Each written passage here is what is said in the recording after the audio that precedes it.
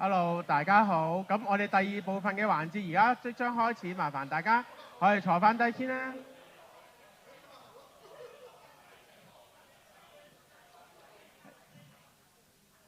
係，Hello，大家可以就座先，我哋第二部分嘅環節開始㗎啦。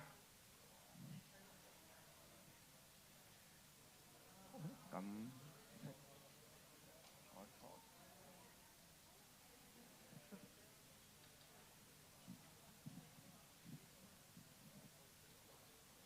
好，咁歡迎大家翻嚟第二部分嘅環節嘅。咁我哋第二部分咧，好高興邀請到數據及人工智能素養協會資深創會會員Matthew 為我哋介紹下嚟緊一啲趨勢啊，或者一啲前景嘅。麻煩 Matthew。唔該晒 Albert。大家好，我係 Matthew，咁代表 Dala，咁就係數據及人工智能素養協會。咁人工智能數據呢啲緊要，咁但係我哋覺得重點就係將個素養，所謂素養就係大家對呢個範疇一啲認知嘅鋪排，我哋希望可以透過我哋唔同嘅活動咧，就提升到整體社會喺呢個部分嘅一啲認知。最緊要就係實際應用嘅時候會見到效啦。咁咧應該係呢個係嘛？好，咁呢個咧就係我哋個宗旨啦，就希望咧所有人喺呢個 AI 年代裏面咧都可以好好用到唔同嘅 data 同埋啲人工智能嘅功能啦。咁呢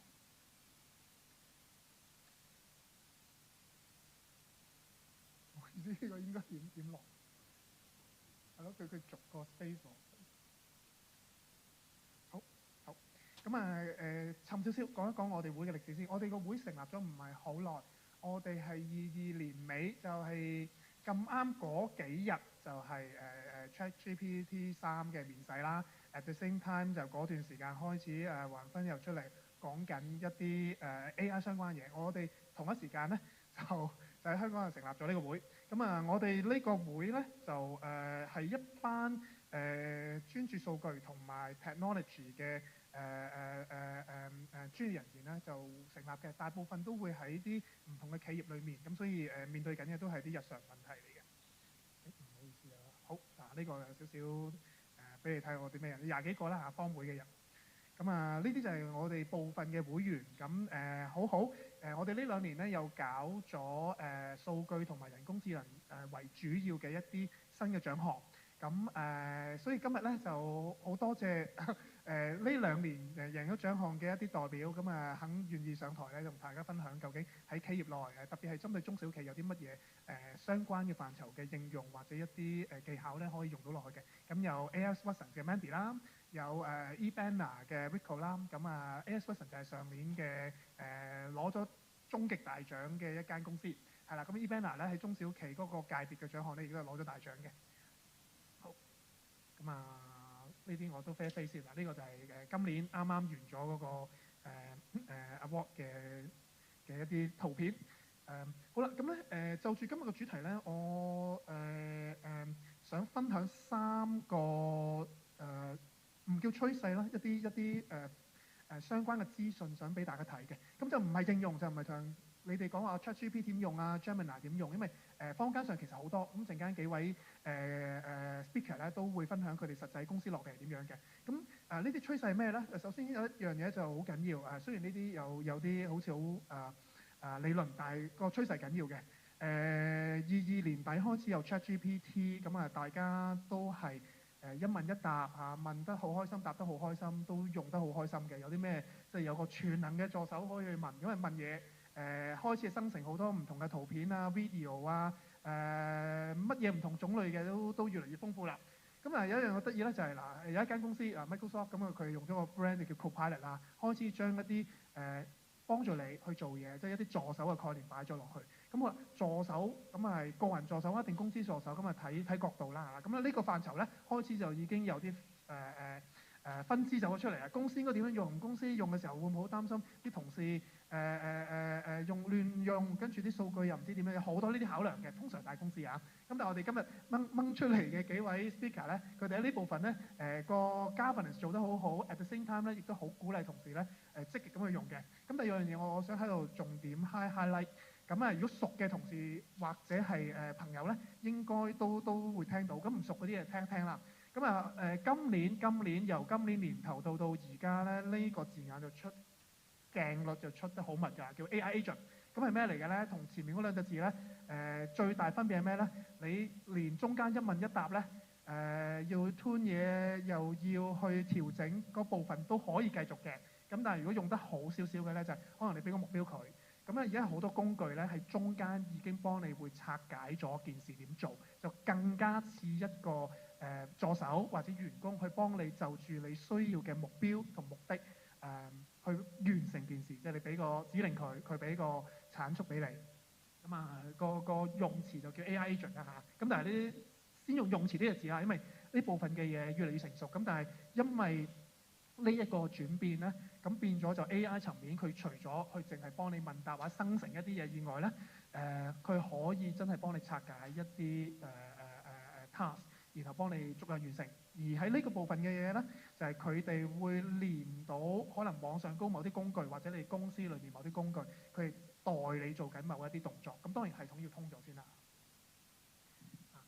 我繼續揾方法落到下一版。好啦，嗱呢個就係攞嚟 visual 頭先講嘅嘢，就較早階段就一問一答啦。而家就你當中間又有個小助手幫你做晒啲嘢啊。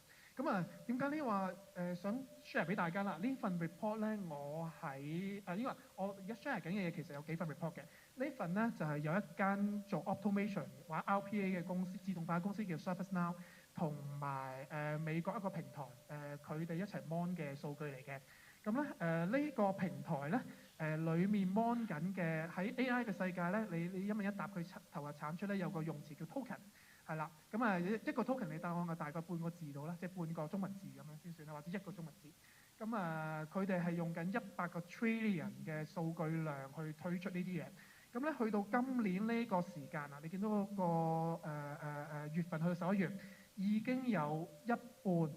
或者稍微超過一半嘅 AI 使用嘅token 咧，係有一個專業用詞叫 reasoning，叫咩咧？佢會推論嘅，即係唔係即係一出你，因為以前冇話以前啦，即係早少少時間，譬如舊年都成日講呢樣 AI 係會亂講嘢嘅，因為 AI 係一個好好嘅 sales 嚟嘅，佢中意講嘅嘢咧就係你中意聽嘅嘢。咁但係啱唔啱咧另計，咁所以咧中間好多大嘅公司或者啲平台咧，佢哋做咗好多嘢令佢盡量講啲嘢啱嘅。咁啊，所以中間咧就擴展咗一樣嘢啦。今年年頭好多新嘅工具出嚟，尤其是年頭DeepSeek 咁啊好轟動啦，就係加咗 reasoning 落去。咁你去到呢一刻咧，其實大部分嘅一問一答咧，中間都係會説明俾你睇。咁佢哋成本會多咗嘅，但係大家會覺得用得安心咗。咁另外一個 chart 咧就係已經有15% 嘅對話裏面咧，佢哋唔係淨係一問一答嚟幫手做嘢。呢15% 咩嚟咧？上高隻字寫係 tool calling，佢哋駁咗 API，可能幫手上網查資料，可能喺你公司裏面查某一啲 internal 嘅 database。總之佢係幫緊手做嘢。本來呢啲可能要某個同事去做嘅，而家呢個同事咧就可以有工具等佢做得爽手啲，係啦。咁咧呢個自動化嘅嘢咧就再深入咗啦。佢係除咗問答幫你抄嘢以外，就係幫你做緊一啲動作。咁而呢樣嘢咧只會越嚟越快。好啦，咁啊就住呢個咁嘅層面咧有一樣好得意嘅嘢，其實公司或者商業世界嘅層面係點睇嘅咧？嗱，呢個 chart 咧就2017年到最近嘅一個統計啦。咁係 McKinsey 嘅，呢個就第二份 report 啦。咁咧大公司好細公司都好啦，其實唔多唔少過去呢10年咧，因為 AI 進展，有傳統嘅 AI 啦，有我哋呢幾年講嘅 generative AI 生成式嘅 AI。咁啱啱我講嗰啲agentic AI，咁都係名嚟嘅啫。咁但係咧呢段時間裏面咧，其實越嚟越多公司咧都有用 AI 嘅工具同應用。咁你睇一睇啦，最右手邊呢度，去到今時今日，其實大部分嘅公司咧，佢點都好啦，點都會用有一範係會有 AI 嘅落去，因為 AI 已經去到一個好容易入門、好容易去去使用嘅嘢啦。你唔使話要抌好多資源先至要 set 到個系統，可能好多已經好成熟工具你擺落去得㗎啦。個人層面嘅你可能俾$20就已經可以用到 ChatGPT 啊、Gemini 呢啲。嗱，公司層面係咪$20得咧？就睇公司啦嚇。咁啊，公司嘅 governance 啊各方面。咁但係有啲嚴謹少少嘅，其實佢講緊入門檻都已經同以前爭好遠㗎。咁呢個就純粹俾大家睇到趨勢。咁好啦，呢啲公司真係用嘅時候用喺邊咧？咁啊，我唔逐個講啦，因為陣間幾位 speaker 咧，佢會就住佢哋範疇咧，就可以好貼地咁樣咧話俾大家知，啊鋪頭可以點用啊 ，sales and marketing 對客嗰邊又點用啊，供應鏈嗰邊又點樣用嘅。咁咧呢個係第三張圖，第三份 report 想俾大家睇一睇，就係咁啊正常啲嘢又易用咗，正常又應該平咗啦，係咪先？又容易接觸到。咁公司喺 AI 個 maturity 就應該提升啦嘛，係咪先？即係好直觀就應該係我頭先俾咗張圖啊嘛，每間公司去用啊，起碼用一個啲 percentage 升咗係咪？咁但係好得意喎，有另一份 report 講就係 AI 應用嗰個成熟程度嗰個評分咧，今年係跌咗嘅。咁點解跌咗咧？就呢張圖我都係用 AI 生出嚟嘅，俾嗰啲資料佢。就係上高張圖，因為 AI 嘅發展比以前快咗好多好多同好多。其實好多公司好努力 pick up 緊，係嘛？咁佢成熟程度係針對而家有啲咩㗎嘛？係咪？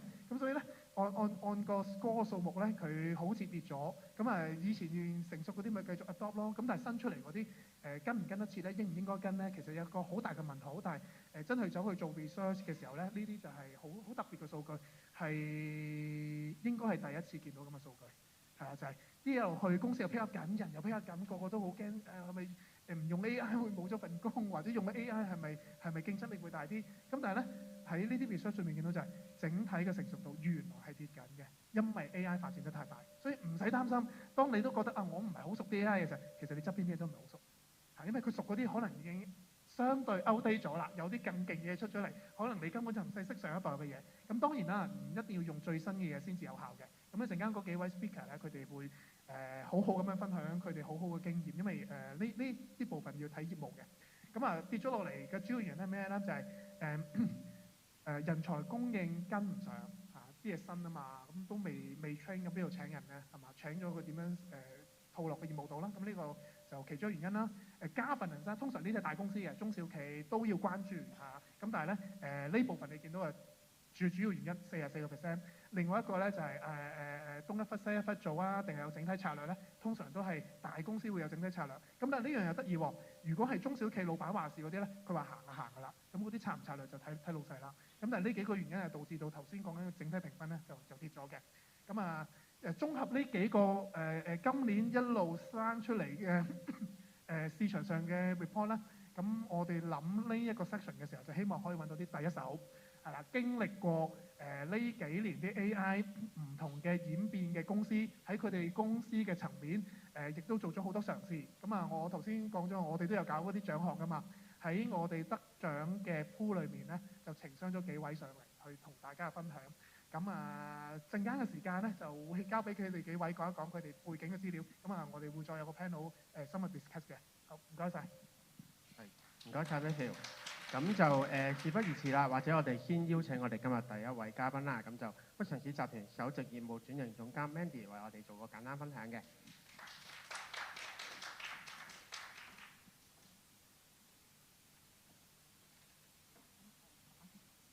大家知唔知？大家係咪都係我哋屈臣氏嘅客戶咧？係啦，有冇喺我哋鋪頭買過嘢啊？咁其實除咗屈臣氏以外咧，咁其實我哋因為我哋代表咧就係屈臣氏集團啊。咁除咗屈臣氏以外嘅話咧，咁我哋都會包括即係百佳啦、豐澤啦，係一啲我哋集團旗下嘅商店咧，係喺香港嘅。咁除咗香港以外咧，其實我哋喺世界各地咧都有唔同嘅商店嘅。咁主要喺歐洲啦，同埋喺亞洲嘅地方啦，咁都會有唔同嘅分別。咁所以咧，你見到我哋嘅成個集團咧，係會大概有18000間鋪頭啦。咁會員人數咧係1億8千萬嘅會員人數嘅。咁所以咧，其實你可想而知咧，入邊咧就係有幾多個數據係可以俾我哋去進行分析啦，亦都可以應用到喺 AI 入邊。咁當然啦，大公司有大公司用數據嘅方法，咁但係同時間其實入邊有好多精髓咧，亦都係講緊每一日喺我哋生活上邊其實點樣用到 AI 嘅。因為咧，我哋其實要照顧嘅咧就係我哋唔同嘅客戶啦。我哋一年咧其實有60億嘅客戶係會嚟到我哋世界各地唔同嘅鋪頭。咁喺入邊咧，我哋亦都會有一啲customers，我哋係用一啲鋪頭形式啦，或者其實喺 online 嘅形式會接觸到佢哋嘅。咁所以咧，針對唔同類型嘅客戶咧，其實佢哋有唔同嘅需求。咁而 AI 咧就係好幫到我哋咧點樣可以serve 我哋嘅 customers 啦，令到佢會好啲嘅。咁同時間啦，AI 亦都會係幫到我哋鋪頭嘅員工嘅，因為我哋前線嘅員工就係佢哋會接觸我哋嘅客戶係會最多嘅。咁我哋點樣令到佢哋係會有一個最好嘅體驗呢？有一啲 AI 嘅產品，例如你點樣去做一啲 virtual make up， 做一啲即係虛擬嘅化妝啦。做到一啲幫佢揀香水嘅，你其實行過嚟，我想幫我太太佢揀一個香水，其實男士可能未必會好清晰啊。其實形容到一個香水係應該要點樣去選擇㗎嘛。咁入邊有好多唔同嘅 AI 嘅 device 咧，其實就係可以喺鋪頭入邊去幫到我哋客人去做唔同類型嘅選擇嘅。咁成個 AI strategies 咧，亦都會係配合緊公司嘅方向啦。咁我哋公司其實行緊一個叫做 O+O strategy，offline plus online。我哋用offline，我哋用線下嘅鋪頭嚟做核心，周圍其實亦都會令到我哋唔同時間24小時都可以 serve 到我哋嘅客戶咧，就用個 online 嘅渠道。所以當我哋嘅客戶咧，其實喺邊一個位置底下咧，我哋都可以serve 到佢哋啦。咁而用 AI 喺呢一個喺呢一個 journey 入邊咧，其實我哋可以分咗好多個唔同嘅範疇啦 ，customer service 啦，咁我哋有講到嘅就係可以做一啲好啲嘅 customer service 啦，譬如一啲 chatbot 啊，要點樣可以幫佢答問題啦，beauty advisors 都可以做到 AI 嘅效果啦。咁同時間咧，因為我哋有好多唔同顧客嘅數據，亦都可以推行一個個人化做 personalization， 做一啲 personalized recommendation 俾佢哋嘅。咁而喺成個 retail operation 底下，因為我哋前線嘅員工，其實頭先有個刪數講到，我哋有14萬嘅前線員工。咁點令到每一個員工其實都好清楚公司運作嘅流程點樣去做啦？咁所以呢啲咧就係一啲 operations 嘅性質啦。咁係咪有一啲store assistance、AI 嘅 store assistance 其實可以 provide 到俾我哋嘅唔同前線嘅員工啦？尤其是喺零售嘅層面嚟講，其實大家都知道嘅就係個前線員工其實係流失率係會偏高嘅，比好多行業嚟講。咁所以點樣令到一個新嘅同事 on board 嗰個時候，其實就可以盡快會了解到你嘅流程咧？咁呢啲就係 AI 可以幫到手嘅位置。咁但係除咗按一啲流程上嘅幫俾啲提示你之外咧，其實點做一個 training 咧都係好重要嘅。咁令到佢可以知道啊，我哋有唔同新嘅產品推出，其實嗰啲新嘅產品嘅賣點喺邊度啦？佢點樣去提供一個意見俾一啲適合每一種唔同每個客人去其實應該適合乜嘢產品去用到啦？咁其實都係可以用到 AI 去做 training 嘅。咁而喺後邊啦，咁可能就真係深化少少嘅層面咧，用一啲 traditional AI 啦。咁嗰啲 traditional AI 其實用好多數據嘅分析去做一啲即係 assortment planning，即係提議你邊一間鋪頭應該要擺啲咩產品啦。promotion planning 其實幾時應該要做幾深嘅promotion 先至可以吸引呢啲客戶啦，或者 demand forecasting。咁當然呢啲就會係深入啲嘅層面嚟嘅。咁我哋可能今日可以再重於去講得多少少咧，就係喺大家唔同界別、唔同層面或者公司大小都好啦，都可以應用到嘅 AI 嘅。咁最後啦，咁其實最緊要嘅咧就係點樣去 create 一個 AI 嘅 culture 啦。咁咧我帶咗我個朋友過嚟嘅，呢個咧就係我哋嘅 AI Buddy。咁其實咧就係我哋喺公司推行成個 Gen AI 嘅 adoption 嗰個時候咧，亦都想令到呢樣嘢更加生活化啦，更加令到佢係每一日嘅大家嘅生活入邊咧都會覺得佢係好有趣嘅。咁所以咧我哋就做咗唔同嘅盲盒，可以俾大家去揀咧。咁其實就係俾佢哋知道，其實 AI 其實係你最好嘅一個 partner 嚟嘅，你每日生活上邊咧都可以同佢一齊合作。咁頭先有講到啦，有幾種唔同嘅 solution 啦。咁其實 AI Beauty Advisors 同 CS Chatbot 係可以互相配合嘅。咁因為你可能有好多個客戶，譬如你想買嘢嘅，你喺 online 度買嘢嘅話，咁其實佢會想要知道佢追蹤緊你件貨幾時會到啦，有件貨有啲咩問題先會想問你。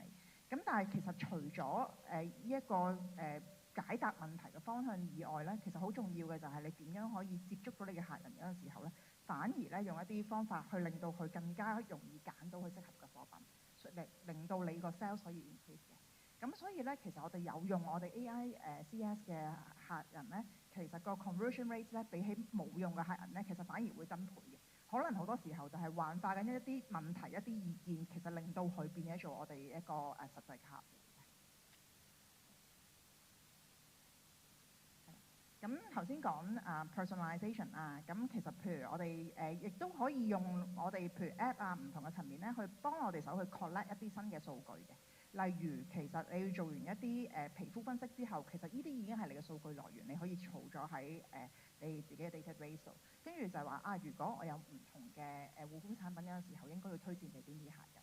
咁當然後邊可以有一啲比較深層次啲嘅分析嘅，咁但係其實大家用而家好多喺市場上邊一啲 online tools，其實已經有一啲 built-in 嘅 personalization functions 啦。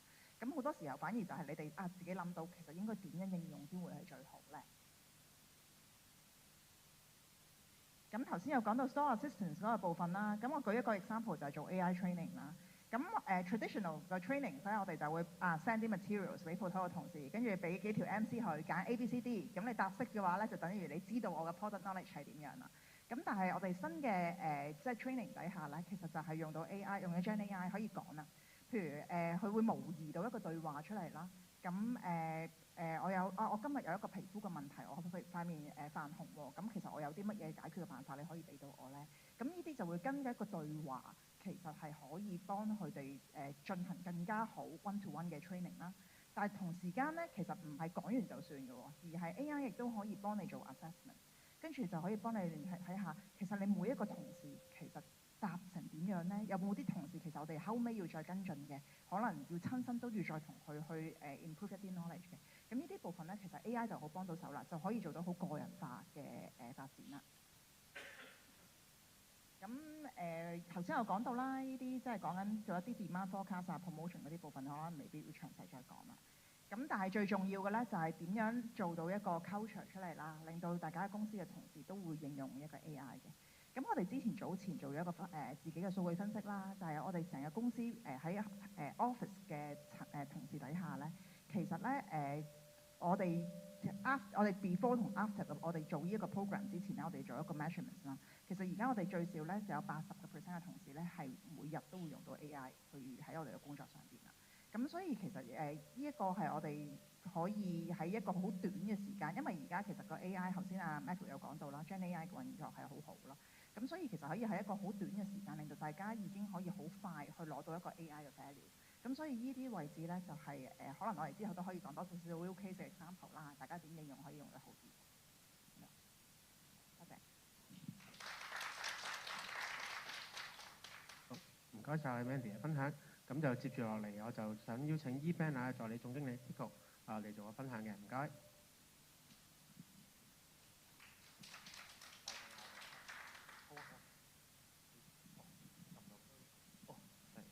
好，大家好，我叫 Tico 啦，咁我係 eBand 個代表。咁其實我都係比較中意坐低一齊傾偈多啲，咁所以我盡快介紹完 eBand 我哋就坐低一齊傾偈，即係可能俾個 brief idea 大家 eBand 係做啲乜咁啦。咁咧其實咧係啦，咁 eBand 其實就係做數碼噴畫噶啦。咁其實好簡單嘅，你見到呢啲易拉架啊、紅隧口啊、郭富城開演唱會啊、巴士上面 Anson Lo 生日啊。係啦，展覽會上面啲人話奶粉有幾平啊，係啦，甚至你喺街見到人哋擺個易拉架出嚟，話樓上屋苑嗰個人包易拉啊，嗰條友爭人錢啊，都係我哋印嘅。係啊，旺角夜晚夜總會嗰啲 poster 都係我哋印嘅。係咁，所以有好多嘢我哋都會印到嘅。係啦，咁基本上我哋嘅特點就係我哋其實喺香港做廠啦，即係間廠喺香港啦，就唔係大陸廠啦。咁我哋就做噴畫服務，同埋有做一啲展覽安裝工程咁樣嘅。係啦，咁跟住 ，sorry 我話要點樣撳？係好，哦，咁呢個頭先講咗啦，我就快飛咗佢先啦。好，咁其實咧，我哋就唔係好似以前你認知嘅廠咁樣，好傳統啊，拎隻 CD 嚟啊，拎個 USB 嚟啊，咁樣去印嘢。咁我哋而家都唔係咁噶。咁我哋都用咗好多 cloud service 喺我哋個品牌入邊，譬如我哋而家整個 ERP 係用緊 Oracle NetSuite 啦，整個網上嘅平台係用緊 Adobe 嘅 Magento 啦，跟住我成個 CS 對客嘅系統係用緊 Amazon 嘅 Amazon Connect 啦。咁我哋都轉型好多嘅，係啦，都做咗好多嘢去做呢樣嘢。好，咁呢啲案例分享我就飛啦，都係我哋做過嘅嘢啫，係啦，冇嘥大家時間。好，咁好啦，講翻人工智能啊，究竟 eBand 關人工智能咩事咧？咁其實我哋真係一個好傳統、好傳統嘅工業嘅，可能你都會覺得奇怪，但其實今日講零售業嘅，咁啊關我哋咩事？咁其實我哋都真係雖然係一間廠，但係我哋做緊嘅 business model 咧，都真係似一間零售鋪。雖然我冇鋪頭啦，唔係我有鋪頭嘅，但係我啲鋪頭淨係用嚟俾人攞貨啦。但係其實我係做緊一個網上嘅零售生意，即係我好多好散嘅客入嚟，可能佢每張單真係幫襯30蚊、40蚊或者100-200蚊咁樣，但係我就海量嘅單、海量嘅客入嚟印嘢，咁所以我當自己係零售啦，係啊，通常都係咁。咁其實我哋近呢幾年咧都用多咗好多AI 方面嘅工具去幫助我哋整個業務嘅，譬如啦，我哋而家會用到 AI 去幫我哋做一個對稿，因為其實我哋每日大概會對到2000幾個 file， 每日都有2000幾個 file 落嚟。我哋咧以前啊係而家都係嘅，我一定要每一個都開嚟睇下，係啦，睇下佢啲稿有冇問題，有冇甩圖，有冇甩字，跟住有冇好蒙咁樣啦。因為我印出嚟好蒙咧，嗰下就會翻嚟講點解你部機印到佢咁蒙啊？但係其實明明佢 file 係咁蒙啦，咁所以我就要印之前同佢講，喂，你個 file 有啲蒙，你會唔會換個貨俾我啊？咁樣。即係類似，我哋會每一次都要做呢啲校對嘅。咁但係而家我用嘅 AI 咧 ，AI 就會幫我自己去對啦。咁當然唔係全部都得嘅，唔係全部都得嘅。AI 都係解決到我大概60%以上嘅 file 嘅啫，啲簡單嘅 file 唔可以做到全部嘅。咁但係其實佢幫到我做完之後慳翻嚟嘅人手，我就可以做一啲更高價值嘅。譬如個客話啊，我嚟緊喺呢個場地有壇 event 要 set 一個 backdrop 喎，咁你有咩 advice？咁同時就可以喺呢度俾多啲圖像嘅 advice，咁就可以增加呢方面嘅人手啦。咁AI 仲可以幫我自動調整啦，即係個客如果佢做 A4 size 嘅，咁佢俾個 file 同 A4 爭少少嘅，佢就會幫我自己去 adjust 啦，或者甚至張圖爭少少，佢可以 gen AI 幫我 gen 埋佢個出血位出嚟啦。呢就係 AI 而家幫我哋做到嘢。但係其實呢啲對我哋嚟講都係好少，即係只係 optimize 我哋嘅 workflow 啦，冇實際幫我哋創造嗰啲咩價值出嚟。但係其實真正創造咗價值咧，係因為我哋而家呢樣嘢去令到我哋去研發咗而家新一樣就係多謝Dara俾咗獎我哋啦，就係嗰樣嘢就係我哋去諗點樣用 AI 去幫我哋揾到潛在嘅客戶出嚟。因為喺我哋嘅行業咧，客戶係好神秘嘅。如果你有見過我哋嘅包裝，就知我哋全部嘢包裝都係白色嗰啲字，完全你見唔到 eBand 個牌子，你完全唔知道係我哋嘅啲貨。咁點解咧？就因為我哋好大部分嘅客戶咧都係中間人嚟，即係譬如我印麥當勞個2拉架咧，唔係麥當勞揾我嘅。係麥當勞揾個 marketing agency，個 marketing agency 揾我嘅，咁我印翻俾個 marketing agency，佢再俾麥當勞，咁個 marketing agency 就唔會想麥當勞知道係我印，咁如果唔係麥當勞就會揾我啦，係咪？係啦，咁所以咧，我哋就要好神秘，專注做翻我哋 production 嗰個角色，咁所以咧，一直以嚟喺我哋度落單嘅客戶咧，都好神秘嘅，即係你唔好以為我知道落好多單嗰個係邊個，其實我唔知喎，佢俾個 Gmail 我啫，得個手提電話啫，冇公司名喎，但係可能佢係我全公司 top 20嘅 customer， 係啊，佢就係不停咁做唔同嘅大品牌嘅生意。咁其實對我嚟講咧，如果佢每日都網上落單咧，其實我係揾唔到佢，即係我冇 AI 之前我揾唔到佢。但係有 AI 之後咧，我而家就做咗個 tools 咧，就係咧將每一個稿都 print screen， 即係簡單啲嚟講啦，叫 print screen 啦，冇實際真係撳 print screen 個掣，將每一個稿都 print screen，而由 AI 話俾我知，你覺得邊幾個係 potential customer？ 佢點睇咧？佢有冇重複咁落同一樣嘢？而嗰啲圖像係咪同一個行業啦？佢落嗰啲圖像上面有冇一啲大牌子啦？即係譬如果咧，我突然間見到有一日咧，個客咧不停咁落2拉架，但係咁見到屈臣氏 logo咧，我就會覺得佢應該係大客嚟啊！咁樣類似係咁樣，係啦，咁即係成個 concept 大概係咁啦，一陣間可以再詳細講。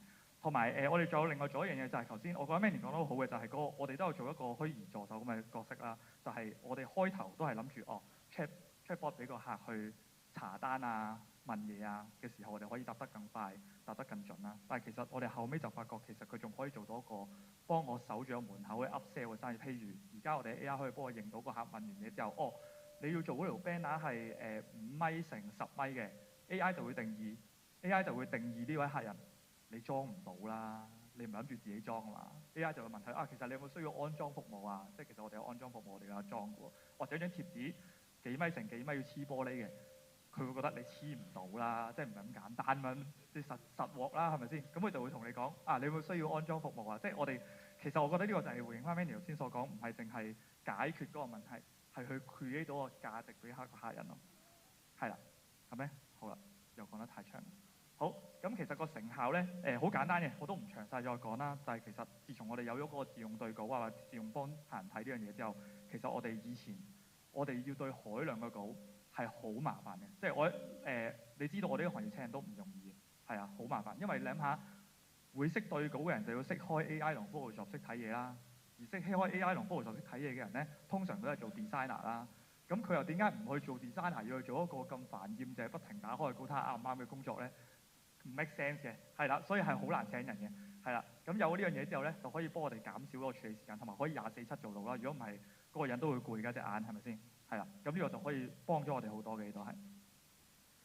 好啦，咁其實做咗呢樣嘢咧，其實就可以令到我哋做咗一個同市場嘅差異化啦。因為相對上，我諗我哋呢個行業係比較簡單嘅，因為我哋行業其他競爭對手，甚至我哋自己啦，都仲係好傳統嘅。因為我老闆都係一個廠佬咁樣啦，我簡單啲講，即係佢哋都係好傳統嘅人，係咁，所以對我哋嚟講做呢樣嘢，令到市場有差異化，的而且確係幫咗我哋嘅客人更加願意。其實老實講，佢哋係冇睇錢咧，即係你唔好貴3倍咁樣啦。我哋都唔係全市場最平嘅一個品牌，但係可能對佢哋嚟講，解決到佢哋需要，對我哋呢個行業嚟講先最重要。即係你諗下，落單去落二拉架嗰個人，譬如我當學校做個二拉架啦，個落單落個二拉架嗰個人係個老師啦，咁其實出錢嗰個唔係佢啦，首先出錢係學校啦，決定嗰個都唔係佢啦，決定嗰個係校長啦。咁其實佢最想要嘅係咩咧？佢最想要嘅就係同上年印咗張一模一樣咯。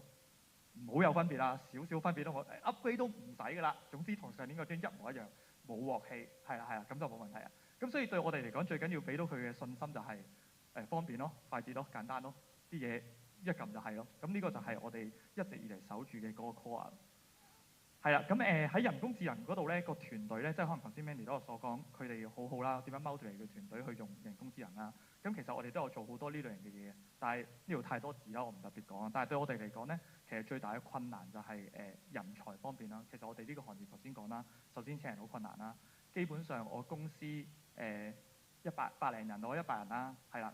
我哋公司平均年齡咧大概係50零啦，差唔多全部都可以做我爸爸媽媽啦。係啦，因為我哋工人比較多啦，係啦咁樣啦，咁所以要去鼓勵佢哋用 AI 啊，或者令到佢哋用到 AI 咧，唔係一件容易嘅事嚟嘅。我哋都要做好多嘢去鼓勵啊，或者叫做我唔係好有逼嘅，因為真係我哋都唔係真係想逼，我亦都覺得唔係真係每個部門都一定要用到 AI 用得好好，咁先算係好智能，係啦。咁但係我哋真係做咗好多嘢喺人嗰方面去鼓勵佢哋，譬如我會同同事開會傾。喺生活上點樣用 AI 啦？呢個可能一陣間可以再詳細講多少少咯。即係我唔係話啊，你可唔可以交個 report 咧，去問下 AI 個 report 咩問題？我唔係咁嘅。係啊，你小朋友就係升小一啊，不如你去用 AI 問下小一入學模擬幾題試題，叫你個小朋友學下。即係我反而係生活化啲去幫佢哋適應點樣用 AI。其實我覺得，如果呢樣嘢佢每日會用，就好似 WhatsApp 咁啊嘛。點解佢會用 WhatsApp 講公事啫？就因為你每日都用緊 WhatsApp 嘛。如果嗰樣嘢係你每日都會用嘅，其實你好自然你唔使同佢講啊，佢就會用完出嚟俾你㗎啦。係，即係對我哋嚟講係咁樣。係啦，咁最後啦，去到未來啦，其實我哋希望將我哋呢樣嘢再深一步，揾到個客之後，因為其實我哋想透過 AI 幫我哋諗到一個方向係我諗唔到嘅，因為我哋首先成個公司或者成個概念都係 prefer AI 一定係聰明過我先啦，或者 AI 一定係聰明過晒我哋所有嘅人啦。咁所以基本上我哋就會用一個模式，就係打破自己框框。我哋唔會話有我既定嘅問題要去問 AI 點樣解決，反而我係想 AI 幫我去調翻轉啊！我而家做緊呢個業務，我而家有呢個情況，我而家有成，不如你問翻我實題問題，我有咩問題啦咁樣。即係我通常係咁樣同 AI 傾嘅，就唔係調轉話啊，我想解決呢個問題 ，AI 你可唔可以幫我答咁樣？係啊，即係我哋個方向係比較偏向咁樣嘅溝通模式啦，同 AI。咁我哋未來希望 AI 可以幫我哋諗到一個轉型，或者可以持續發展方向，因為大家都明白我哋呢個我稱之為夕陽行業啦，係因為你睇下呢度都唔需要 bad job 啦，以前可能呢個係 bad job 嚟，係，咁我哋慢慢越嚟越少，係啊，可能得翻二拉架啦，以前呢度全部都係 bad job，咁呢度又要圍晒嘢，大家影相又揸住晒拖匙，而家都冇啲咁嘅呢樣嘢啦，係啦，咁究竟我哋仲可以點樣生存，或者點樣繼續去營運我哋呢樣嘢，或者應該轉型成點啊？應該繼續 B to B 定係加強 B to C 啊？咁呢個我覺得透過 AI，因為好得意有我哋啲客不停咁印，即係我哋其實係只係一個生產商，唔印嘢之前，我將紙紙係白色嘅，佢印啲乜嘢落去，我亦都唔知嘅。咁每一個行業每一個客戶都需要印嘢，咁究竟係咪有一套秘笈係 apply to 所有嘅行業，所有嘅人都一定成功咧？其實我到而家都未有答案，所以我希望將來可以做到嘅就係可以俾到個咁嘅方向，我哋去叫做進步啊，或者生存啦。我簡單講，唔好講到進步咯，令到個行業可以一直生存落去咁樣咯。係啊，呢個就係我嘅 sharing 啦。Thank you。好，咁唔該晒 Tico，咁就請我哋先到台下就座先嘅。咁就最後咧，我哋想邀請埋我哋最後嗰位嘉賓啦，CityBox 廣東分公司總經理 Vino 幫我哋做個分享嘅，麻煩晒。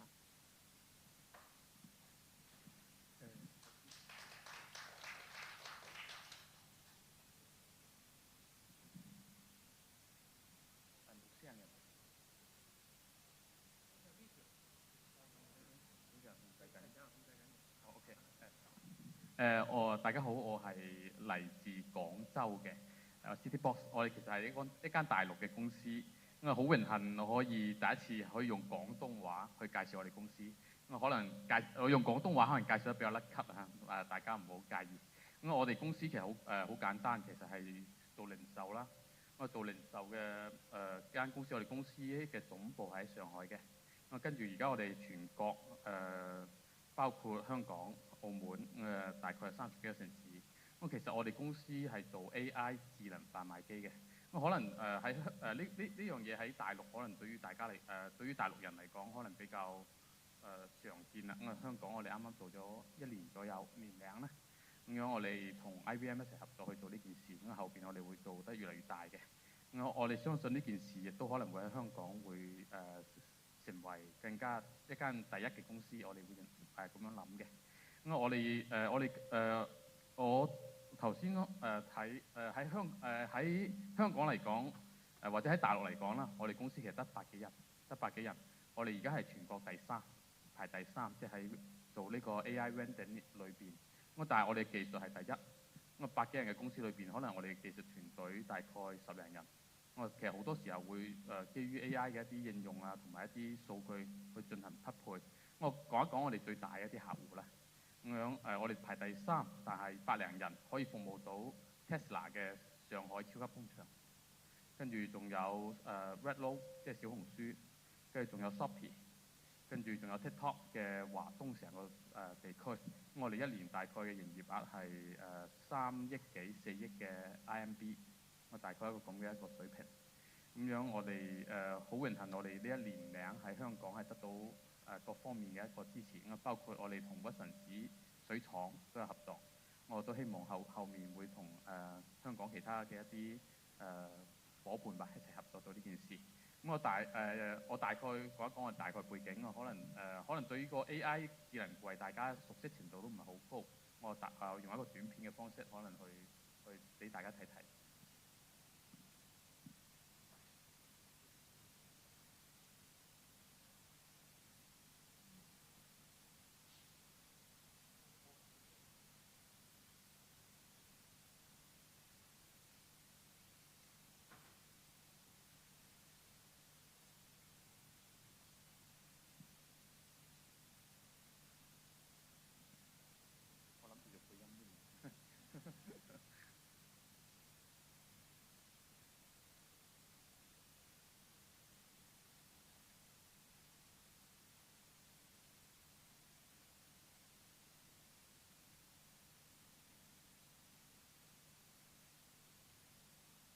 A reliable partner for the AI vending solutions. Founded in 2017, we have been at the forefront of the innovative vending technology for over 8 years, with more than 15,000 machines deployed across 35 cities and serving over 5,000 customers. Our AI vending machines equipped with the AI vision technology, including cameras and cloud computing, to deliver a seamless and efficient retail experience. Here's how it works in just 3 simple steps. First, scan the QR code with your phone's camera. If you are new, quickly register with your email and choose the payment methods.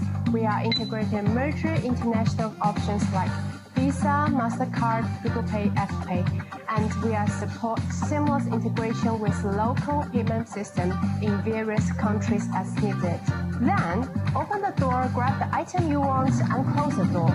The system automatically recognizes the products and processing the payments in seconds. We successfully partnered with global leaders like Sodexo in mainland China and Watsons in Hong Kong, providing customer solutions that integrated payments, logistics, and operations. As part of our global expansion strategy, we've already established operations in Hong Kong and Vietnam. In Hong Kong alone, we've deployed over 200 units with plans to exceed 1,500 by 2026. We also collaborating with partners in Southeast Asia and Arabic countries. We are not just an equipment supplier. Our mission is to accelerate global adoption of AI-powered vending technology, making it available everywhere and accessible to everyone. To achieve this, we are seeking overseas partners for win-win collaborations through joint ventures, partnerships, investments, and other flexible models. If you are interested in bringing Seedbox to your market, we are here to support you with modular hardware, software, whole package of operation, and dedicated teams. Let's discuss how we can grow together. Thank you. 大概就係一個咁嘅情況。其實我哋希望我哋呢個 AI 櫃可以令到人人可以用，比較簡單咁樣用，同埋可以好低成本咁去用。所以大概就係一個咁嘅情況。希望一陣間可以溝通嘅時候，大家可以更加多嘅交流啦。好，唔該晒，咁就都可以先上台就座都 OK， 或者我都想邀請埋其他咁多位speaker 啦，同埋 Matthew 上台，我哋進入 panel discussion 嘅環節。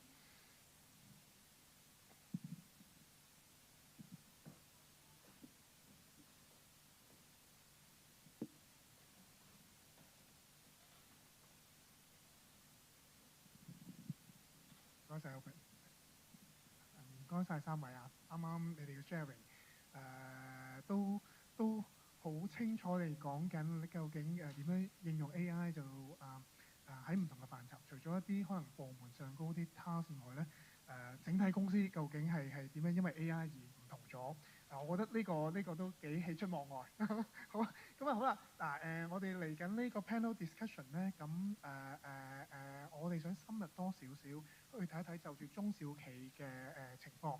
咁啊，除咗我哋現場啲觀眾以外咧，其實我哋線上咧都仲有好多觀眾喺度嘅。咁咧中小企一般咧都需要好靈活去就住個市場應變去適應啦。咁我哋啱啱分享緊嘅一啲應用方式就一般市場上嘅老闆，又或者可能中小企嘅管理層，佢哋諗大公司梗係有資源啦，係咪先？咁如果就住呢個部分真係要應用到頭先大家分享嗰啲 AI 嘅嘢，或者市面上嗰啲 AI 有實效嘅嘢，係咪真係要好多錢唔同嘅資源先做到咧？喺呢個部分幾位可唔可以 share 下？真係要去嘗試公司層面啦，公司層面見到效果嘅話咧，可以點樣去着手咧？咁呢部分不如係咯，Mandy 先啦。其實我覺得因為頭先一開始阿 Matthew 有講到啦，個 AI 行業嘅趨勢其實有兩種唔同嘅 AI 啦，一種係比 traditional 啲嘅 AI， 其實你要用一啲數據，用多啲要做一啲 building modeling， 跟住去幫你去做一啲 decision making。咁呢一個咧其實真係叫做複雜啲嘅，亦都要需要個人手資源會多啲 ，technical 嘅 skills 都會高啲。但係因為由近呢幾年咧，其實出咗呢個 generative AI 啦。generative AI 咧其實就真係令到每一個人其實你已經可以好容易去接觸到 AI， 而呢個 AI 咧亦都可以有啲範疇咧係可以幫到大家工作上邊嘅。咁最主要又容易用嘅，又可以快到見到效果嘅，喺 marketing 方面啦。其實點樣用 Gen AI 去做一啲唔同嘅 marketing assets 啦？可能以前你好多樣嘢要畫張圖，你一定要揾出邊嘅 agency 去做嘅。咁但係而家其實有 AI， 大家都有唔同嘅方法可以做得到多啲唔同嘅 marketing assets 啦。但係做完出嚟之後，其實你點樣令到佢可以產生一個效果咧？就係咁，你最要諗嘅咧就係配合翻你嘅 business strategies 啦。因為可能我每間鋪頭，可能有個客戶群係會有唔同嘅。我有老中青，有3代唔同嘅人嘅，咁我要招呼唔同嘅人嗰陣時候，其實我相對嘅 marketing message 會唔同嘅。咁我對年輕嘅，咁可能要係講緊一啲產品係要啱佢哋嘅。即係年長啲嘅，可能係講一啲健康產品會更加適合嘅。咁所以咧，其實喺我哋做 marketing 一個層面咧，咁用圖像係最好噶啦。你可以用 AI 去生成到唔同嘅圖像出嚟，而嗰啲圖像咧係可以幫到你去針對性去 communicate 俾唔同嘅客人。譬如有陣時大家都會喺啲 social media 度投放一啲資源去做一啲 promotion 嘅。咁但係如果你再做得再精準啲嘅，咁其實咪就係可以幫大家可以 return 到一啲生意咯。咁所以我覺得即係其實呢一個generative AI 嘅應用咧，其實好多時候唔需要講到一啲好複雜嘅應用嘅，而係好 day to day 大家生活上邊都會用到。咁除咗我 marketing 方面啦，咁可能一啲文書嘅工作其實亦都係好好嘅。咁而文書其實未必淨係講緊去節省一啲成本係即係令到大家去 productive 多啲，但係其實亦都可以令到個 quality 更加好嘅。咁但係亦都有啲技巧嘅。個技巧咧就係其實如果你所有啲問題你就咁去問一個 AI，其實佢直接出嚟一個答案咧，未必每一次都係啱你自己想要嘅效果嘅。咁點樣令到佢嘅 quality 可以提升咧？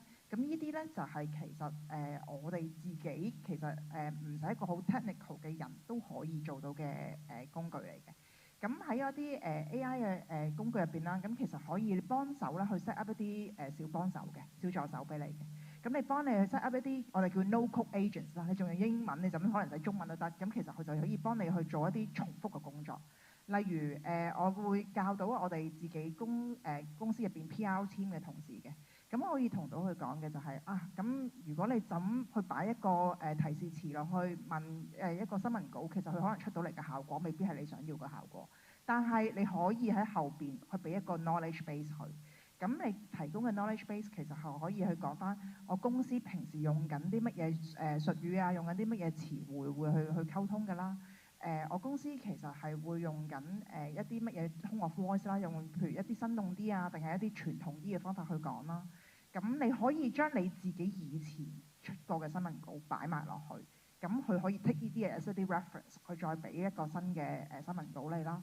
咁可能有陣時出嚟嘅效果都會有唔好嘅，都有一啲技巧上嘅嘢嘅。例如佢哋會覺得可能出嚟啲字用語唔係好香港化喎，因為即係香港嘅詞彙其實可能同其他用中文嘅地方嘅詞彙未必要相同嘅。咁你可能一個好簡單嘅提示詞就係同佢講，參考翻香港同台灣新聞報導嘅方法、文章嘅方法。咁其實咧，佢已經會用翻一啲我哋好地區性嘅語言去幫我哋去做到一個即係效果出嚟啦。咁所以我覺得即係呢啲技巧其實要大家試得多啦，用得多啦，或者其實唔需要一個好高嘅技術層面都可以喺我哋平時生活上邊應用得到出嚟咯。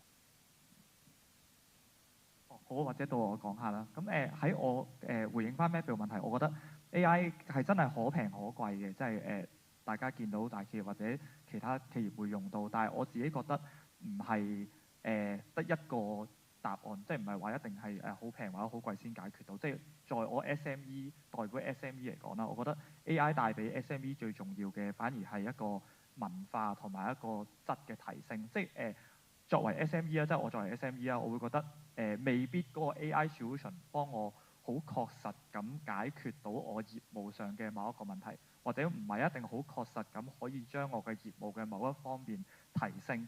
但係我諗到個 picture 就係，如果我全公司同事都好主動、好識得用 AI，咁理論上佢哋本人就會有一個質嘅提升，佢哋就會upgrade 咗，即係唔係間公司 upgrade 咗，佢嘅人就 upgrade 咗。咁如果呢個文化係盛行，呢個文化係 work 得順嘅話，你試諗下，如果你全公司同事都好識得用 AI，全公司同事都係自動波解決問題，咁其實你咪會得到咗好有效率嘅工作 workflow，同埋得到好有效率嘅生產力咯。咁你剩翻嗰啲時間，即係你平時要幫佢哋解決問題，或者平時 manager 要幫下面解決問題嘅時間，都可以投放落去其他更加 creative 啊，或者幫公司諗其他方向啊嘅一啲solution 上面。所以對我 SME 嚟講，係嘅 AI 係好好用，即係譬如做 report 啊，或者好似頭先咁講 marketing 啊，係好好用。但係在於 SME 冇太多資源，喺我自己嚟講，我覺得我會最 focus 嘅就係點樣令到嗰個同事好自動、好肯用咯。即係你諗下喎，所有同事都唔使嚟問你嘢，佢自己搞掂晒喎，根本就係夢想啦，係嘛？即係你每日翻工都唔使解決同事問題，佢自己搞掂晒喎。即係如果做到咁樣就已經 perfect 啦。即係你基本上你成間公司自動波溫晒所有嘢喎，你淨係諗方向啫喎，你多咗好多時間去不停試新嘢啦。係啊，即係當然試新嘢都要成本啦，但係你會多咗好多時間去做呢樣嘢。所以對我嚟講，我作為 SME，我可能冇一個好確實答案，究竟 AI 係咪一個好高成本，最後我真係可以幫到我實現一啲營收或者 profit 出嚟？呢個答案我覺得好模糊嘅，係啊。但係對我嚟講，我知道全部人都應用咗嘅話，而呢個趨勢對同事、對我公司、對生產力、對我自己一定係冇壞處先咯。即係當然可以嘅，你最終你點都可以講到壞處出嚟嘅，就係同事用 AI 用到好叻喎，跟住佢發覺你唔係好叻啊，跟住佢轉工咯咁樣都會嘅，係啊，都冇辦法㗎，咁係咪先？佢唔識佢都會轉工係咪先？所以我覺得呢樣嘢又唔好諗到咁悲觀，但係我覺得至少用咗呢樣嘢之後，我覺得好明顯嘅，真係一個好明顯嘅你會覺得點解個個同事都醒咗咁多嘅？即係譬如我哋公司而家咧逢星期四咧個清潔姐姐咧係會喺 pantry煲湯俾同事飲嘅，逢星期四。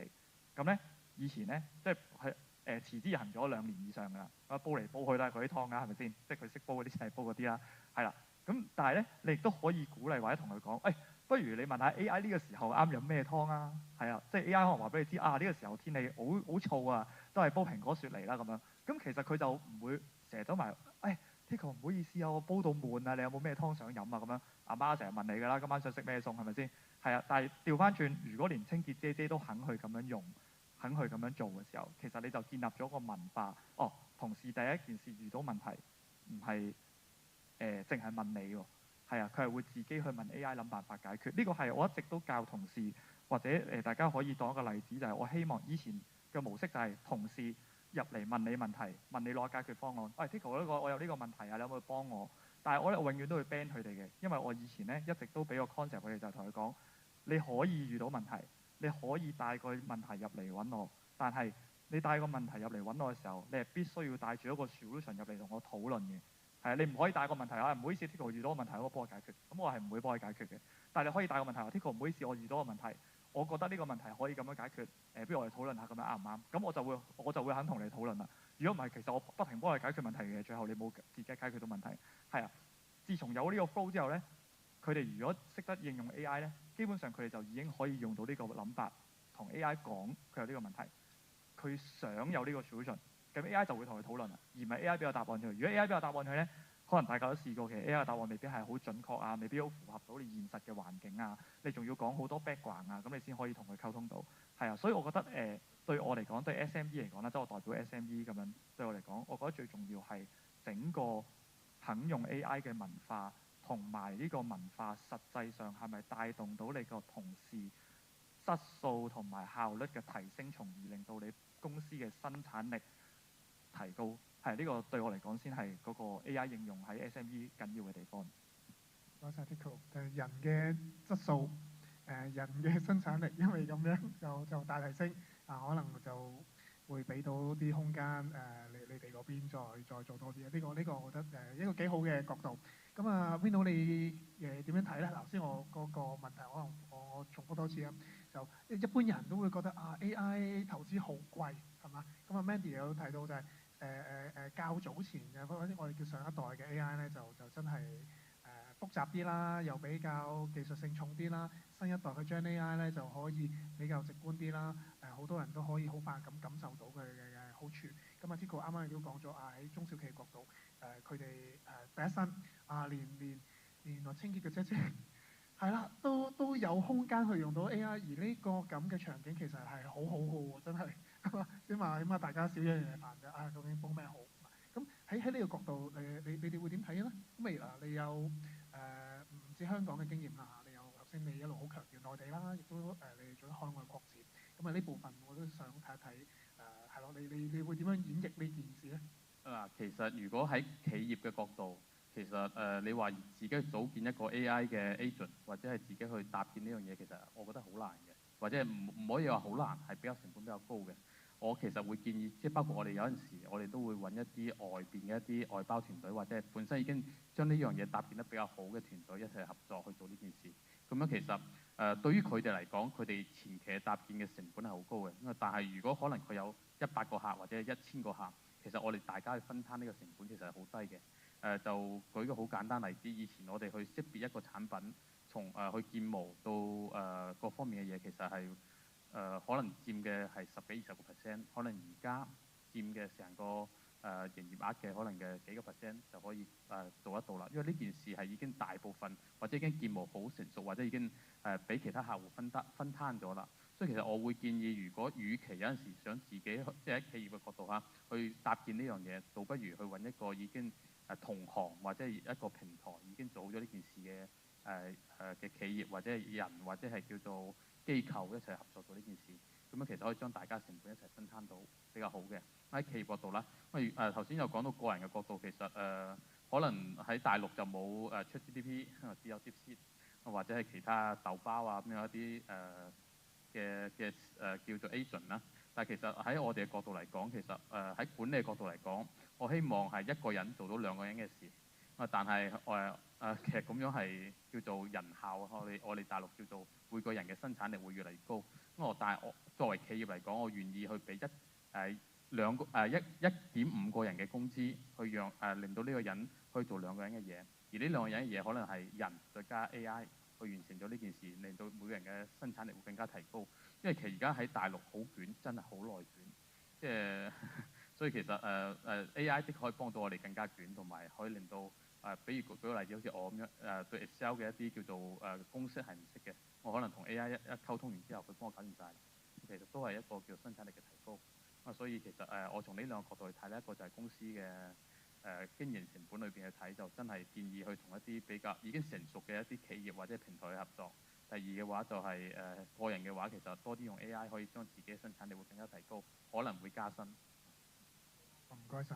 咁啱啱幾位分享嘅時候咧，有一個部分幾特別味嘅。今日專場就針對零售業同埋餐飲啦。咁零售業尤其是見到頭先阿 Winkle 你講緊嗰個AI 智能嘅販賣機，咁好多人就好直觀就咪即係無人零售啊咁樣。咁好啦。如果就住一啲可能新零售概念啲嘅運作方式，包括 Mandy 有講過你哋公司提到嘅 O+O、OPASO，啱啱講緊嗰啲無人嘅零售櫃咁無人零售。如果就住呢個範疇，大家會覺得喺零售界別係嘛 AI 顧之然頭先都 share 咗一啲可以應用嘅方式，喺個業態層面，大家覺得可以點樣去融合呢啲嘢？將嗰個可能公司針對零售業呢個範疇嘅公司，佢哋個競爭力可以提升包括可能舉例係咪俾客戶個服務水平會提升咗啊，或者有營運效率，甚至乎可能有啲新嘅方式令大家買得更加爽手或者開心啲。呢個部分都想聽聽大家嘅意見。咁當然啦，我都歸類 Tico 你哋係零售嚟嘅。哇！一張單幾十蚊仲唔係零售係咩嚟嘅？係啦，咁所以我覺得幾位喺呢方面嘅經驗咧，不妨可以 share 一下，因為我覺得3位做緊嘅範疇性質上好唔同，但係其實個核心都好類似。咁不如Rick 好先啦，係咯。其實零售其實就計數，即係比如我呢個貨攞翻嚟幾錢，賣出去幾錢，中間可唔可以 cover 得到嗰啲店鋪啊、人員啊各方面嘅成本？喺 AI 即係喺我哋呢個角度無人售賣呢個角度嚟講 ，AI 嘅智能販賣機嚟講，其實我哋可以解決咗幾個問題。第一就係鋪租。其實鋪租點解會覺得點解可以解決鋪租？第一就可能我佔地會比較少。你可能租一個比較細嘅地方，可以賣到比較多嘅嘢，或者係叫做唔需要好似傳統嘅 vending 咁樣好大台。我哋可能1台等於2台咁樣啦。第一，第二嘅話其實鋪租即係24小時嘅。但係我哋工作可能就係8小時或者係6小時。其實其他10幾個鐘其實用唔到嘅喎。係咪我哋可以即係喺我嘅範疇裏邊嚟講，係咪可以將呢24小時更加好咁去利用得到，或者係用一種咩方法令到佢更加好咁樣充分去將呢個店租分攤得到，亦都係我哋一個要考慮嘅地方。即係如果你間店可以24小時去賣到嘢，咁係咪對於你嚟講，你嘅店租嘅分攤成本會更加低呢？跟住人員咁如果我哋好似我哋 AI 櫃咁樣，如果唔需要人去睇，只需要掃個曲，打開道門攞嘢一走，跟住可以解決到問題，咁係咪你嗰啲阿姐啊或者收銀員係咪又少咗咧？我呢一個我覺得大家可以，即係我喺零售角度嚟睇，計數角度嚟睇，我覺得大家可以考慮嘅。我先啦，或者係因為雖然 Matthew 定義我哋係零售啦，咁但係我哋都係一個好特別嘅零售啦，所以我可能講幾句就交俾真零售嘅人啦。係咁對我哋嚟講我覺得啊即係零售面對 AI 呢樣嘢咧，我覺得最重要其實係好精準咁令到你揾到啱嘅嗰個客戶。即係既然講零售啊嘛，即係你會面對好大量嘅客戶啦，你嘅產品即係你唔係淨係得5個客噶嘛，淨係得5個客就唔係零售啦。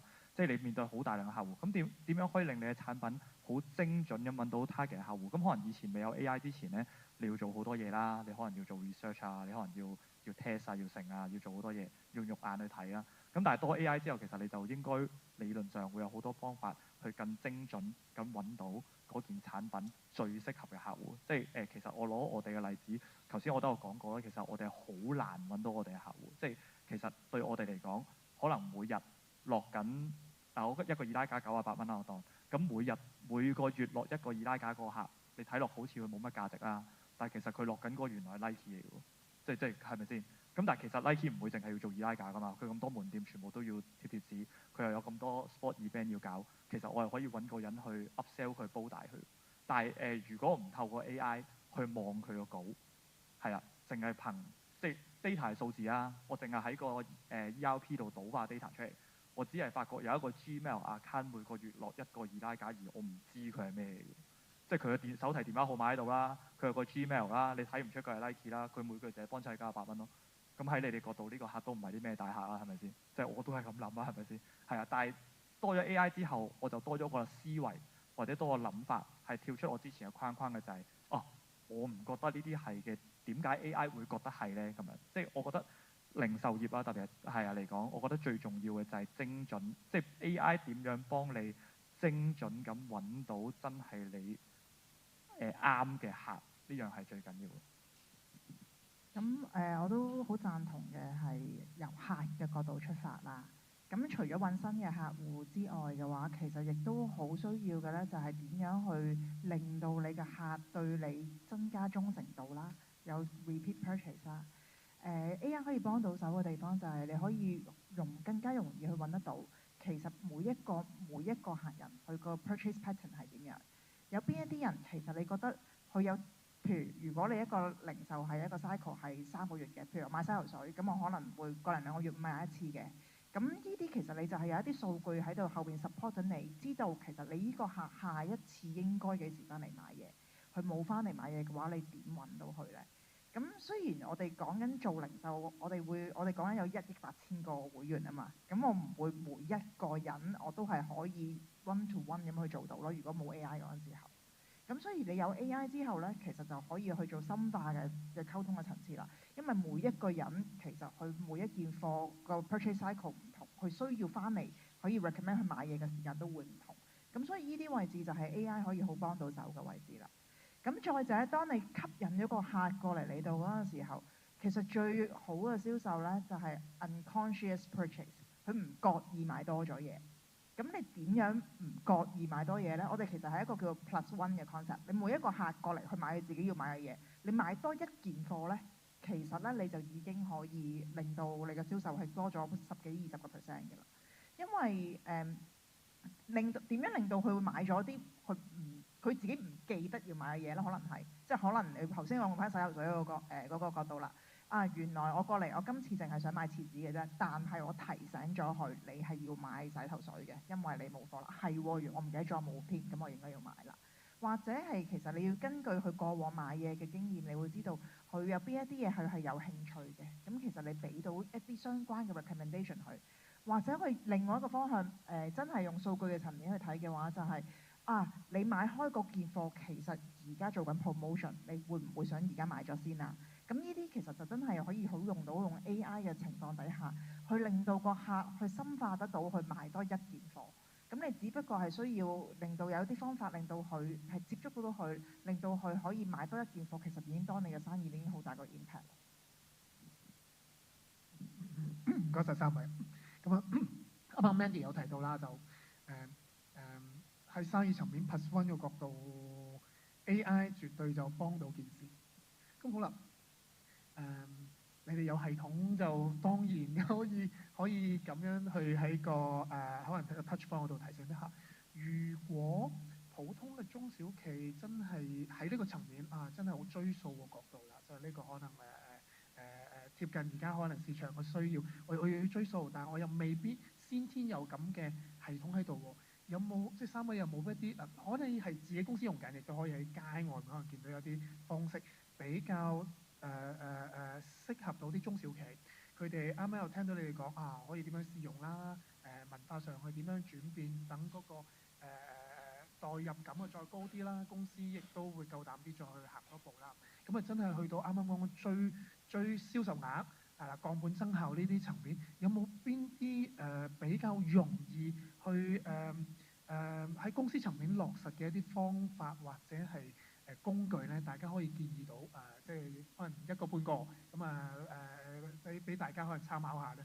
係啦，咁不如呢個角度又由Vino 開始睇一睇先啦。DeepSeek 係嘛？我哋豆包嗰啲係，我哋用豆包同埋豆包手機版，而家豆包手機版，我好似玩廣告，唔好意思啊。OK，我哋而家其實係有抖音代表嘅。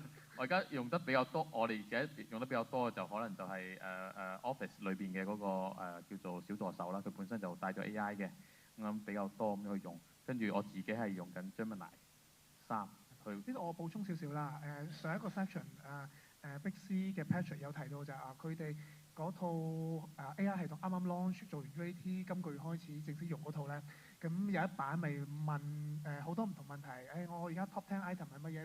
呢啲一律喺頭先阿 Vino 講緊嘅Office 層面咧，其實係用得㗎啦。你將個 database 播落去就用得㗎，你係唔使額外俾錢嘅。如果你已經用緊嘅話，即係我補充少少啊。好啊。咁Tico 你有冇啲乜嘢煲湯意外？係其實真係好systemize 嘅一個 AI tools 我哋係冇嘅，好老實。即係我都係鼓勵同事試下用不同嘅，但係我而家公司層面上啦，同事主要咧都係用 Grok 嘅。之前係啦，咁一來佢哋唔使個個用 VPN 啦，但係我公司自己本身，譬如 marketing team，因為可能佢真係要做啲Gen AI 嘅嘢咧，咁 marketing team 咧係用緊Gemini 嘅。咁但係譬如同事之間生活上，其實我哋不停溝通，爹煲湯都係問 Grok 嘅。係啊，咁點解我哋會揀 Grok 咧？其實我哋即係純粹個 sharing。Grok 有一個好處就係我哋當時開研討會，大家喺度講嘅時候咧，Grok 有個好處就係咧，佢可以咧喺右上角咧撳個 share 掣咧，可以成條 link paste 俾你咧，你就可以睇到佢成個 AI 對話同 AI 對話嘅過程。而呢個係又唔好話其他冇嘅，就冇咁方便咯。但係 Grok 可以撳個掣，佢就將呢條 link 我 send 俾即係嗰個同事 send 俾我，我撳落去，我就可以由第一步佢點問 AI 點答佢，佢再點答佢再點答，成個對話嘅記錄流程我都可以一目了然。咁我哋就真係可以做到個研討嘅目的咯。你咁蠢㗎？嗰個時候梗係唔係咁問啦？你咁樣問快好多啦。即係大家就可以大家去幫大家去 judge 翻呢件事。而我發覺有啲即係有啲平台係唔係咁容易可以，咁唔通你 print screen 俾佢睇咩？咁你啲字又 copy 唔到。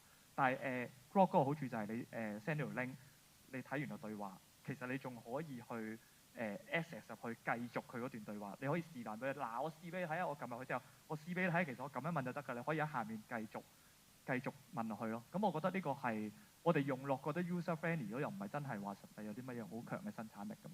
呢個user experience 好緊要嘅，逢親做產品呢個關過得到咧，先至有 adoption 嘅。呢個share 嘅方法，我覺得好貼地，好貼地。Mandy 你嗰邊咧？其實我又覺得因為啲工具咧好日新月異嘅，你今日叻嘅工具，可能第二日又有新嘅工具可以係叻過去。咁但係咧，我諗我自己其實就會所有工具都有用嘅，即係譬如用 Copilot、Microsoft 嘅 Copilot Gemini ChatGPT 咁我哋其實全部都有用嘅。但係有陣時咧，我就會喺唔同情況會用啲唔同嘅嘢嘅。咁例如你要做圖，你要做啲 prototype，即係我哋講緊做 white coding，我哋真係要做一啲demo 俾同事。我其實而家做 demo 咧，我平時咧，我以前咧我就會講俾啲同事聽，我啲 business requirement，我要做啲 system，我要做啲數據，我要啲乜嘢嘢，跟住同事幫我做啦咁樣。其實我而家唔會㗎啦，我而家咧用 AI 嘅層面咧，就係我同佢講我想要一份 report，我想要個 dashboard，跟住我就會用個 Gen AI 去寫咗我想要嘅嘢，跟住佢就已經做咗個版面出嚟，其實我就攞呢個版面同我同事講，你可唔可以幫我做呢樣嘢啊？咁樣，咁所以其實個角度就會好精準到多好多咯。咁如果大家有用 Microsoft Office 嘅話，咁其實就真係個 Copilot 已經有好多 built-in 嘅 function 喺入邊嘅。咁頭先講啲數據嗰啲部分咧，其實可能有好多樣嘢都係可以一層一層開始咯。即係一開始其實你冇需要一定要做到嘅就係每一個客人俾一個 recommendation 佢。一開始可能你要需要做嘅就係你要知道其實你個客大部分嘅客人中意啲乜嘢嘢。咁其實呢啲已經喺 AI 入邊咧係好容易，你可以問到相關嘅問題，佢係俾到個答案你。1年前咧，我話俾你聽啲 AI 答嘅嘢咧，尤其是用數嗰啲嘢咧，就真係錯嘅。咁但係經過1年咧，其實頭先阿 Matthew 都有講到 reasoning model 啦。咁其實個進展係好快嘅。講緊好多數據上嘅嘢咧，其實已經有個能力可以幫你分析得到。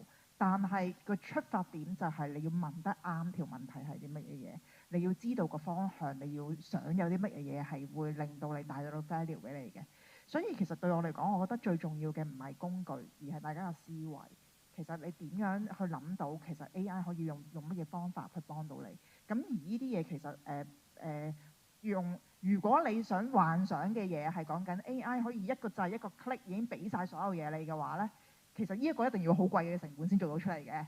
你亦都要去準嘅話咧，都要好貴嘅成本先做到出嚟，技術含量都高嘅。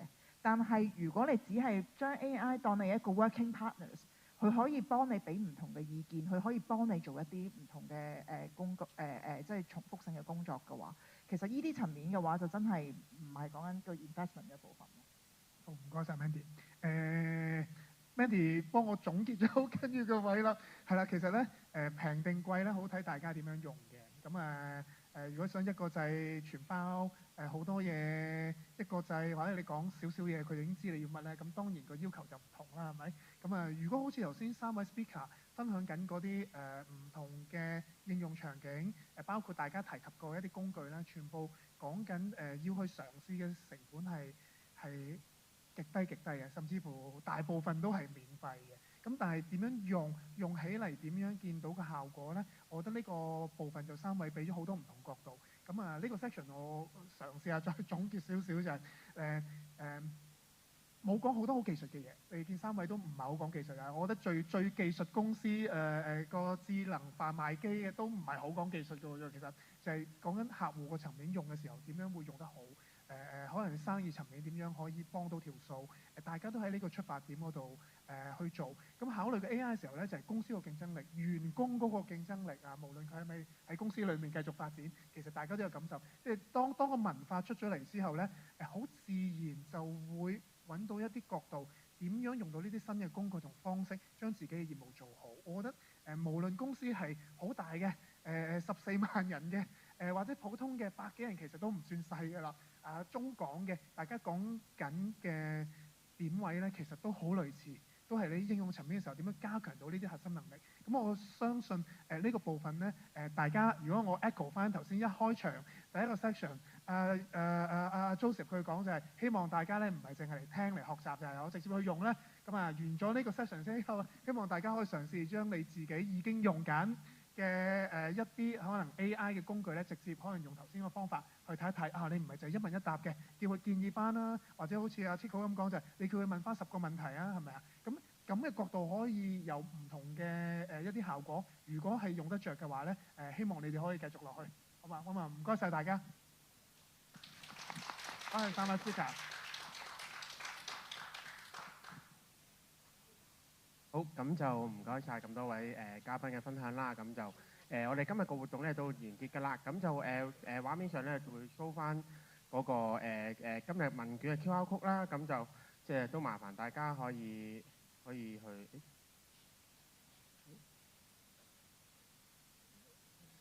係啦，咁就大家都可以攞翻呢個QR code 啦，去幫我哋做翻個問卷啦。另外大家有興趣，我哋下一節1月9號嘅環節咧，都可以喺個 QR code 嗰度登記翻報名嘅。咁就多謝今日大家嘅時間，唔該晒。